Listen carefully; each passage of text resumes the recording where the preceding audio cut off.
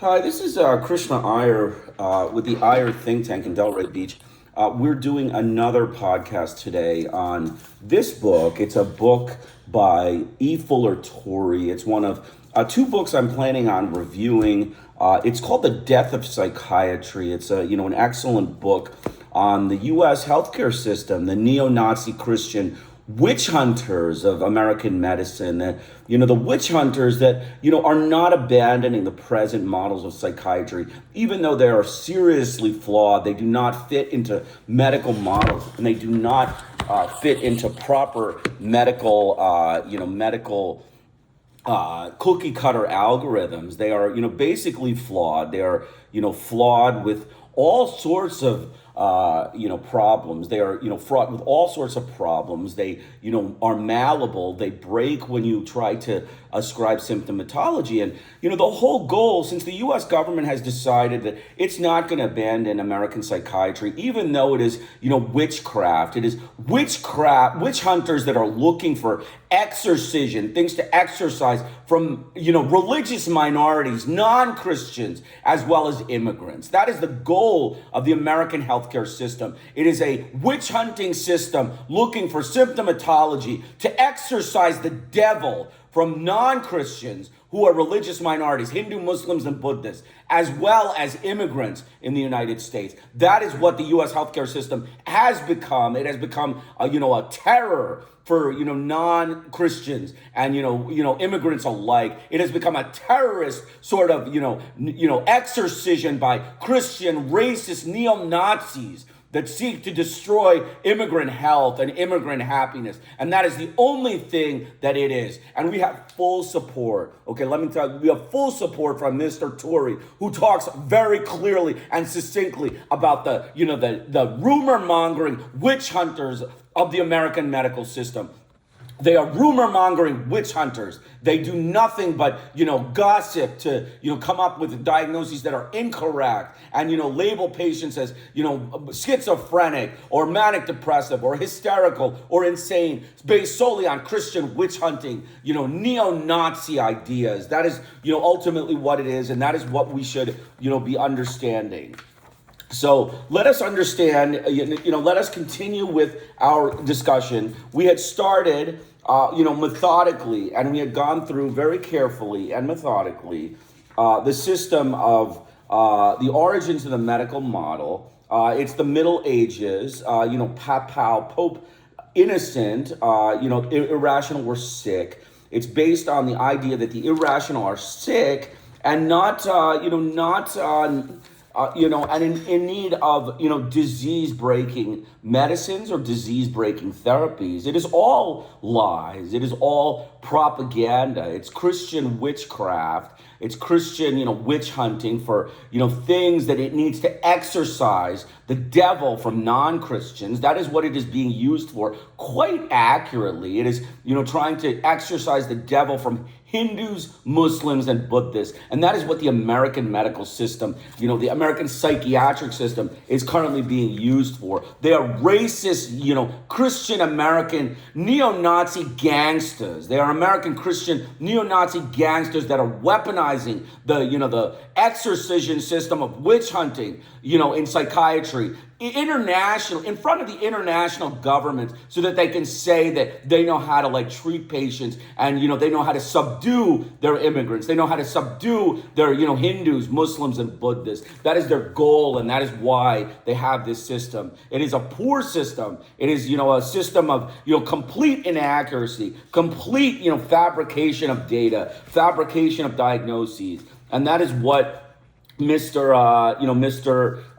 E. Fuller Torrey says. We have we went through the Renaissance. The word sick room was, in the church for possessed people. This is all, written in this book, the church and possessed people, poor and criminal. It was meant to confine the poor and criminal, using an international witch hunt and, a Christian witch hunt against people's, medical, what they call as sickness. It's not sickness. It's not sickness at all. It's just, It's, people's different personalities, right? Different cultures, different personalities. You can weaponize anything against individuals if if you lack common sense, and, you're willing to, break international laws of, accommodating citizens of different backgrounds and different minorities. But the U.S. government is fine with that. They're fine with breaking international law across the board, humanitarian law, using, a racist system of Christianity and psychiatry, racist American Christian,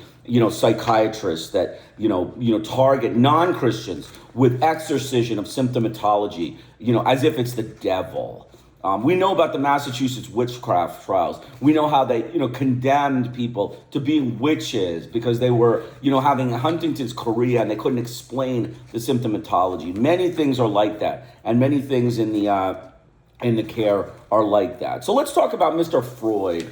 So we started with, the stage is set for the entrance of Sigmund Freud, the great codifier of the psychological model. And it is also set for the mistake, the categorization of the psychological under the medical model. Freud later realized his mistake, at least in part, but by then it was too late. The reasons for his mistake are easy to understand. First, Freud was a doctor. Certainly he was reluctant. He was a reluctant one. Neither at that time nor indeed in my later life did I feel any particular predilection for the career of a physician. But he was nonetheless, he was one nonetheless. He was a doctor in a large part because he had little choice. For a Viennese Jew, the choice lay between industry or business, law and medicine. So you can see the progenitor of this, system of gossip and, witch hunting originated from a Viennese Jew. And Freud has a huge, positive place in American medicine. In American psychiatry, Freud is a huge icon for them to, treat patients. It is a witch hunt. It is a witch hunt without, basic ideas. And he admitted it. Mr. Freud admitted it. He admitted that he was wrong in all of his, applications of psychiatric illness to medical models. It was, a complete farce. It was a broken idea. He didn't want to change it because it was too late. But, the U.S., lacking their, reasoning and lacking their reading properly, hasn't read the fact that Freud was, Freud had, condemned his own ideas. He had, stated his own ideas were bad and that he didn't think they applied to medical models. They still use it to, exorcise the devil from non-Christians. That's the U.S. government's approach to, mental health illness. Use the outdated model of Freud to exorcise the devil in non-Christians and immigrants in the United States. So, he discarded the first two and only briefly considered the third. The faculties of law and medicine at the University of Vienna at that time both had a preponderance of Jews. Ernst Jones, Freud's biographer, comments on his place in medicine. He did not conceal in later years that he never felt at home in the medical profession and that he did not seem to be a regular member of it. So Freud himself was not happy being a doctor. I mean, in the Viennese system, he was not happy with being a doctor. As a physician, Freud was strongly indoctrinated with the prevailing medical model for understanding human behavior. Two teachers who influenced him strongly were Brooke and Maynard. For 6 years, Freud worked in Brooke's laboratory on the histology of the nervous system. His teacher had rather clear-cut views about human behavior. No other forces than the common physical chemical are active within the organism. In those cases which cannot at the time be explained by these forces, one has either to find the specific way or form of their action by means of physical mathematical model, or to assume new forces equal in dignity in the chemical physical forces inherent in matter, reducible to the force of attraction and repulsion. Maynard, an eminent Viennese neurologist under whom Freud worked for 6 months, was convinced that depression was caused by overflow of blood to the brain. So you can see, this is superstitious witchcraft. This is Christian witchcraft that, originated from, Sigmund Freud, who was a Jew, but it is, all wrong. Depression does not have anything to do with blood flow to the brain. We know that. All neurologists know that. All medical doctors know that, depression has nothing to do with blood flow to the brain. We don't really know what it has to do with. We just treat randomly, superstitious exorcision type chemical imbalances. That's what the U.S. government and its, American neo-Nazi Christian, witchcraft hunting gangsters practice every day. They practice that every day on schizophrenic, on manic depressives by employing high-dose toxic antipsychotics, which are basically like exorcising the devil, but killing the patient. I mean, you exorcise the devil, but you murder the patient. So it's pretty much murder by the U.S. government. It's, happening, under the nose of the U.S. government, and they're, sanctioning it like state-sanctioned terrorists. That's, ultimately what the U.S. government is serving in this, mental health American system. Logically following his teacher, for whom he had reverent respect, Freud called Brooke the greatest authority who affected more than any other in my whole life. Freud proceeded to publish several papers on neurological subjects. He was becoming moderately successful as a neurologist and took pride in it. I was able to localize the site of a lesion in the medulla oblongata so accurately that a pathological anatomist had not further information to add. I was the first person in Vienna to send a case for autopsy with a diagnosis of polyneuritis acuta. It is no wonder that Freud's developing observations on irrational behavior were conceptualized in mechanistic terms compatible with medicine. His early writings read a handbook of physics and mental energy, especially libido, having the properties of an electrical charge, being blocked by resistances, and causing havoc if it were excessively dammed up. The unconscious was conceived of as a deep-seated organ operating with laws similar to those of physical energy. At some point, if you substitute the word humor for libido, Freud begins to sound very much like the ancient Greeks in an early work on neuroses, he says. All that I am asserting is the symptoms of these patients are not mentally determined or removable by analysis, but they may be regarded as direct toxic consequences of disturbed sexual chemical processes, specifically from excessive masturbation and too numerous nocturnal omissions. So, subsequent to Freud, this is another example of a witch hunt, right? I mean, somebody masturbates and, Freud is coming up with an example of, it's, a toxic effect on the brain. It has a toxic effect on the brain. These are witch hunters. These are witch hunter Christians that, are looking to exorcise the devil, but against any person who's non-white, non-Christian, that masturbates. That's, all it would serve. That's all you can accept because Freud's theories are completely debunked. They're completely fraudulent. He himself admitted that they are fraudulent. He himself admitted that they are not acceptable. That's what we get. We get, a racist neo-Nazi Christian gangster administration backing up witch hunting in, non-Christians and immigrants. That's, ultimately what it is. So the first major reason for the mistake is miscategorization under medicine of the psychological understanding of man was that the master codifier of the psychological stream was a doctor strongly influenced by the medical benefits of his age and by his teachers. A related reason was the status of science during this period. Ernst Jones puts it successfully. Moreover, in the 19th century, the belief to scientific knowledge as the prime solvent of the world's ills, a belief that Freud retained to the end, was beginning to displace the hopes that had previously been built on religion, political action, and philosophy in turn. High esteem for science reached Vienna late from the West, particularly from Germany, and was at its height in the 70s, the time in question. Freud was certainly imbued with it, and so despite his talent for exploring the unknown and introducing some sort of order into chaos, he must have felt that strictures and accuracy had an important place visibly in the exact sciences. Freud was attracted to science because it was objective. He then spent much of his life trying to fit his theories of human behavior into a framework that would be acceptable to science. At times, not only he, but his followers have appeared obsessed with this goal.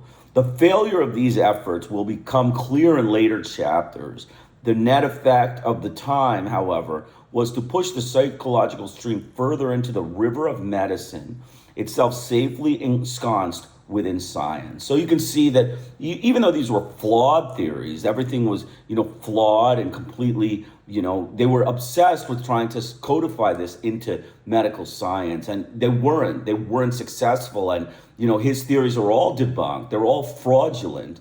And the U.S. government psychiatric system and its medical system in general is a bunch of neo-Nazi Christian frauds. They're witch hunting frauds of the U.S. government. That's what we can, definitely state.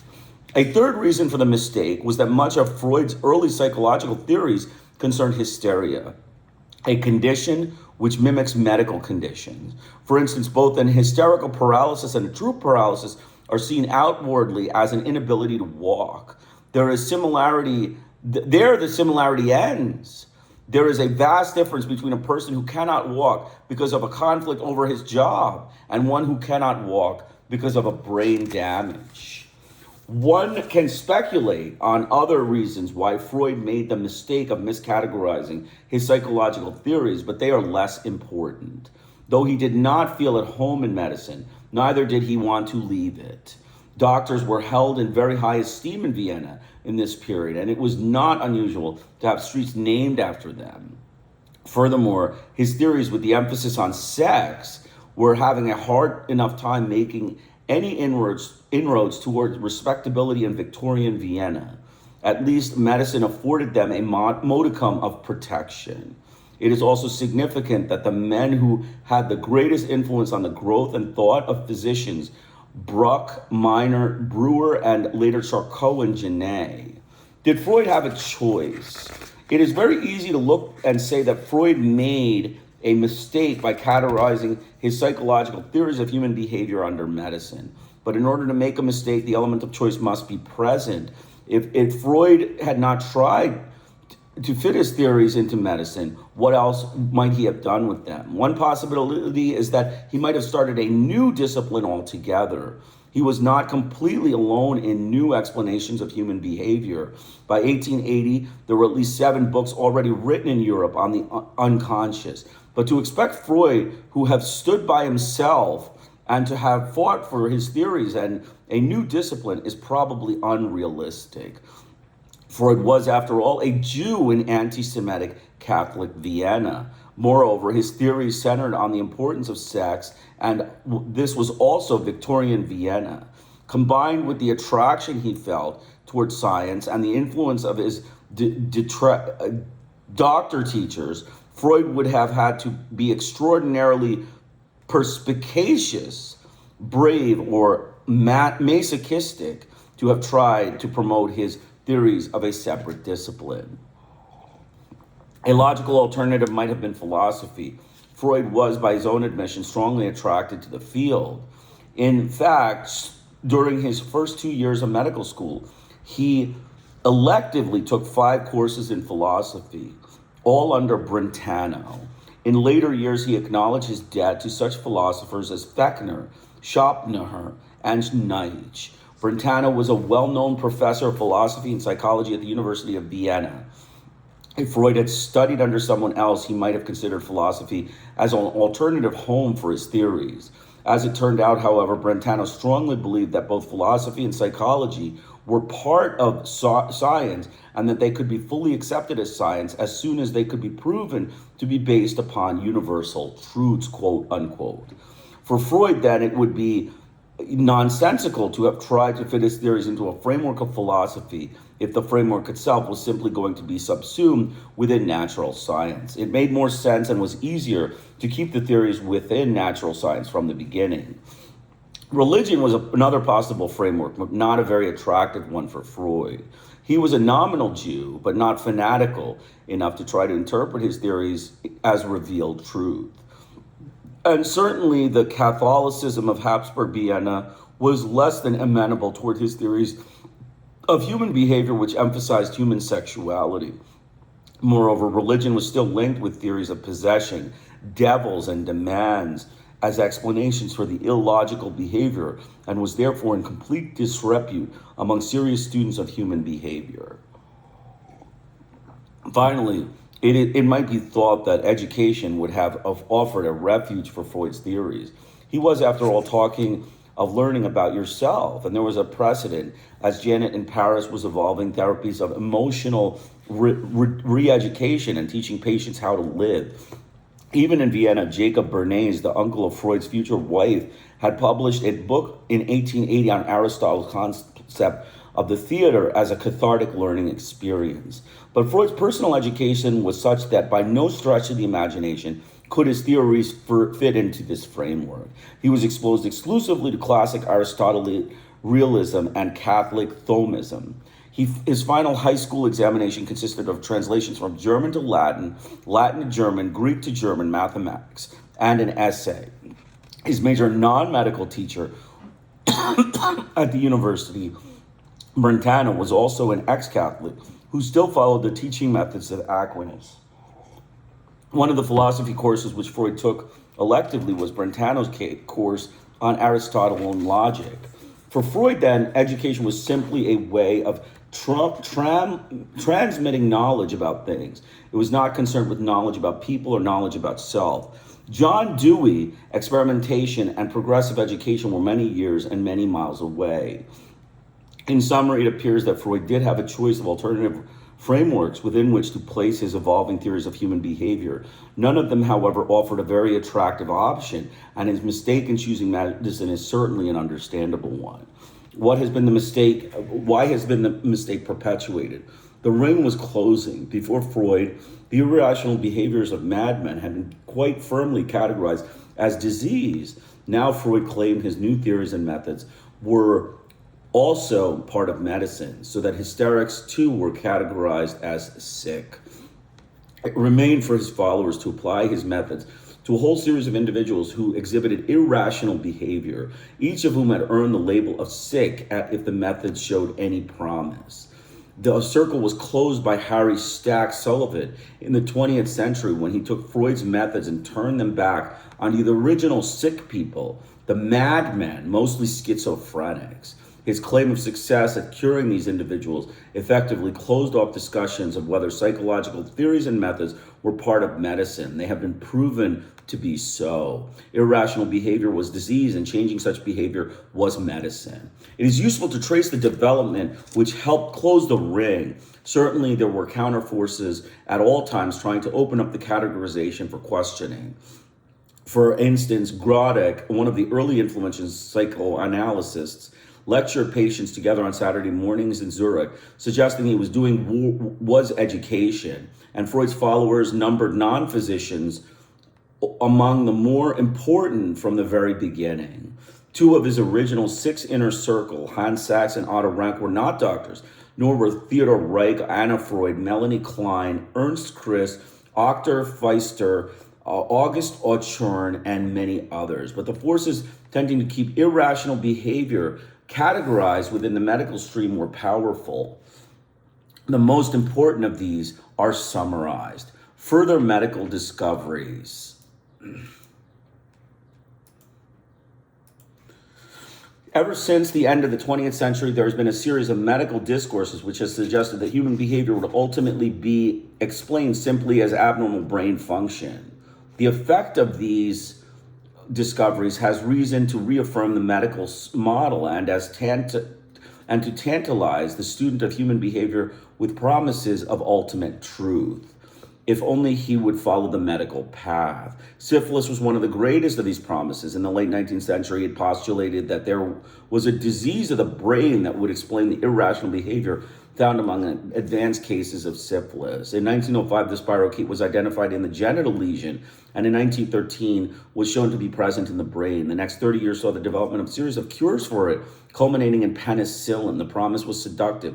All you students of irrational behavior, wait long enough, and all will be explained as the disease was. So you can see that Freud was using a medical model for like syphilis and trying to apply that to all irrational, what he claimed irrational thought, deviant ideas, by, the people at the time, the Christian, witch hunters at the time. He was trying to cater to the Christian witch hunters that were witch hunting for some sort of, problem in, people that they wanted to, stigmatize with these kinds of diagnoses. Many other medical observations and discoveries reinforce this message. Worldwide epidemic of influenza in 1917 resulted in many neurologically damaged people who showed irrational behavior and psychological changes as a result of this disease. Vitamin B deficiencies were shown to be associated with irrational behavior and madness in their later stages. Wilson's disease, phenylketonuria, and galactosemia pointed to the same direction. Studies of heredity apparently showed the causes of irrational behavior may be transmitted by the genes, and physical therapy such as electric shock, insulin shock, lobotomy, and most recently tranquilizing drugs have all suggested that irrational behavior is essentially a physical, anatomical, and medical entity. So you can see everything is based on Christian witch hunting. It's witch hunting. All of these diagnoses, this, irrational behavior is not physically based. It's not anatomically based, and it's not a medical entity. We know that. We know all of these things are, just wrong. These theories are all fraud. This is a fraudulent theory that Freud put forth, and we're using it, and the U.S. government continues to use it as a way to treat patients.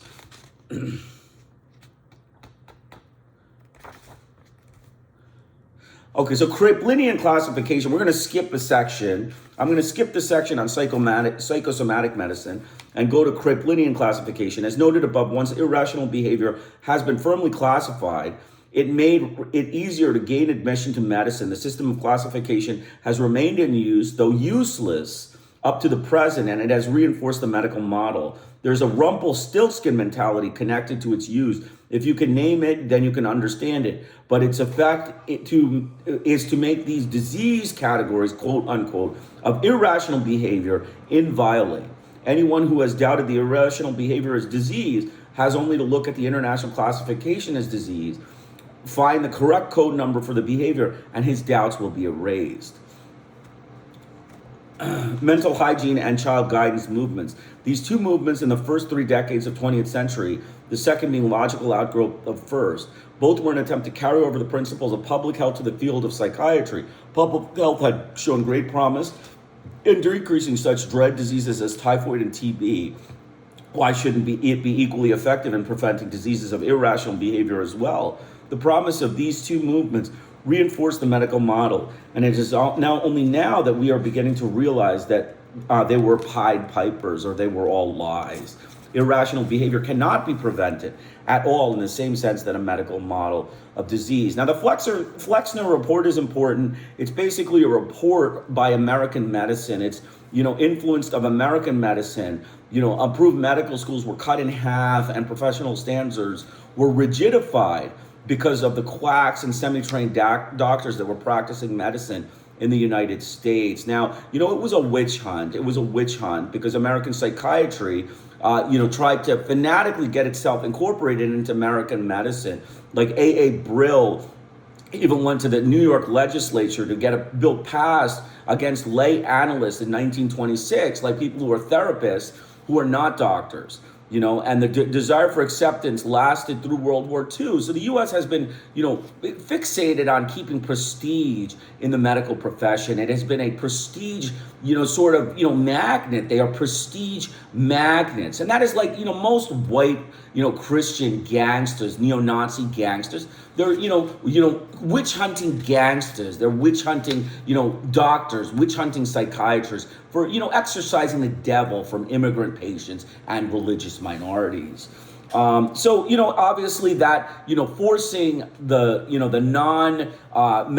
non-physicians into that specialty, and trying to stop them from working has degraded American medicine. It has degraded American psychiatry, and it has, produced a poor system of, basically social control mechanism by the U.S. government. It uses these medications as a social control mechanism against religious minorities to exorcise the devil, or exorcise, the devil, or, control them, basically exorcise the devil, search for some sort of symptom and, say that this is, a witch hunt for a symptom, and we're going to exorcise the devil from this person.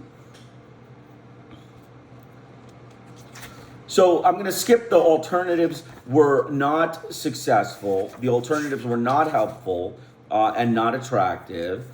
And then Freud questioned his mistake. It's important to understand that in the midst of these developments, Freud himself had second thoughts about what he had done. He did not completely repudiate the medical model he had fought so hard to achieve stature in, but he did see it leading to some absurdities and wanted to change it. His doubt centered first on his role as a doctor. As far back as 1910, expressing with wish the sigh that he could retire from medical practice and devote to the unraveling cultural and historical problems.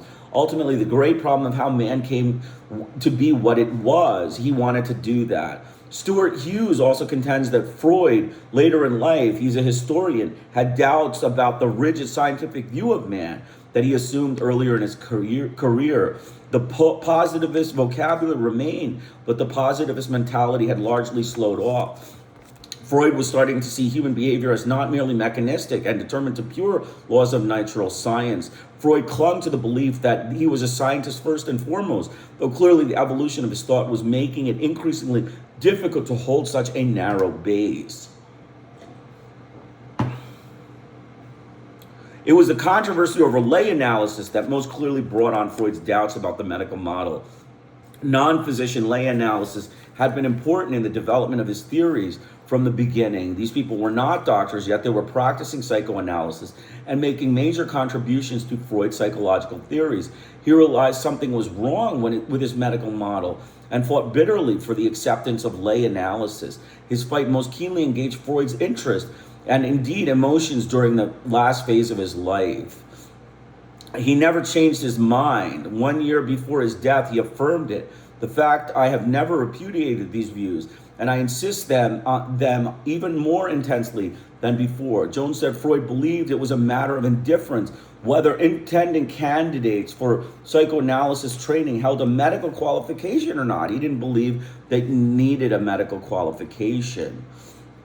That there should be a special college to which lectures should be given in the rudiments of anatomy, physiology, and pathology, in biology, embryology, and evolution, in mythology and the psychology of religion, and the classics of literature.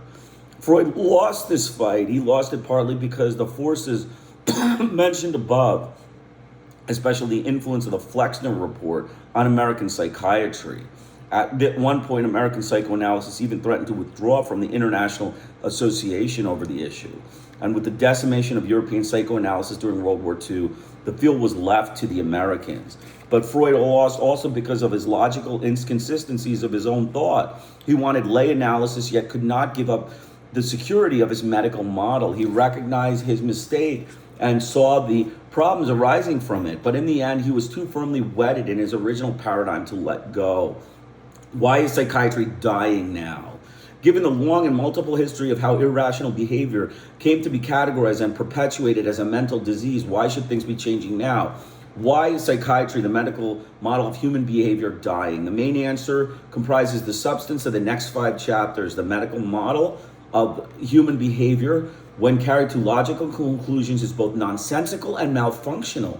It doesn't answer the questions which it is asked of. It doesn't provide good service, and it leads to stream of absurdities worthy of a Roman circus. Psychiatry is dying now because it has finally come to full bloom, and as such is not found to be viable. There are other less important reasons why psychiatry is dying. One is that the sanctification of science and medicine has abated. We are no longer as certain that science will be able to solve man's problems. In some cases, it appears to have even made them worse. Medicine, sharing the mystical art of science, is now viewed more as an effective set of therapies for the treatment of bodily diseases and less of a cure for all of man's problems.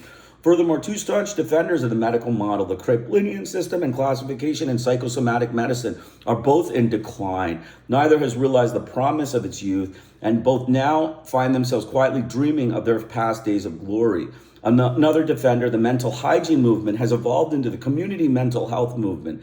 As will be shown, this movement is displaying too many Achilles tendons to ever lead the medical troops. Another reason psychiatry is dying is that we are no longer under the cloud of the Flexner Report. Doctors generally are now ultra respectable, and psychiatrists stand near the top of the status ladder. No longer do psychiatrists have to use the servant's entrance. As a result, we can afford to examine ourselves more critically. Related to this is a general movement within medicine to re-examine who does what and whom with what kind of training. The movement, stimulated by extreme manpower shortages and new career programs, has produced an atmosphere conducive to asking embarrassing questions about psychiatry and psychiatrists, which in the past would be considered hearsay. It should be pointed out that by the weight of sheer numbers, psychiatrists have earned closer scrutiny. 30 years ago, there were only 1,000. Now there are over 25,000 of us, and we are playing increasingly important roles in society. Whereas in the past, we could be dismissed as a small group of eccentrics, we are now clearly visible.